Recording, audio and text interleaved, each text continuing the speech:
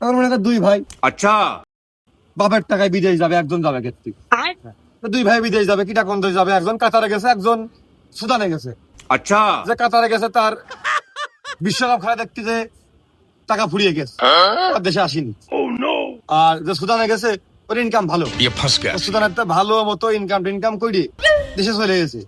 টান্টি শান্তি ভাবি আলাদা। এবার বিদেশ গেলে কিন্তু বিদেশ আসলে কি হয়, একটা ফ্ল্যাট বাড়ি হয়, একটা পালসার গাড়ি হয়, अच्छा আর ব্যবসা করার যে ক্যাশ টাকা হয়। বা সুদান থেকে ফেরত আসলো, ওই এলাকার লোক তোমার এলাকার সম্মান দিয়ে কি বলে ডাকে, সুদানি। ওই সুদান থেকে গেছে সুদানি। अच्छा তো এরপর সুদানের তো ভালো টাকা পয়সা ইনকাম করে এসে একটা ভালো ক্লাসিক মেয়ে দেখে বিয়ে করে। ये फंस गया सी বিয়ে করার পর মানে তার একটা ছেলে হয়েছে। আর এই ছেলের সবাই কি করে ডাকে জানিস? কি করে ডাকে? তাহলে ও যদি বিদেশ থেকে সুদানি হইতে পারে, তাহলে ও যে সেটা ছেলে হয়েছে, ও তো সবাই কি করে ডাকবে? সুদানের পুয়া, মানে তুই। মানে ওই ধীরে ধীরে শালা আমার দিকে আসবে।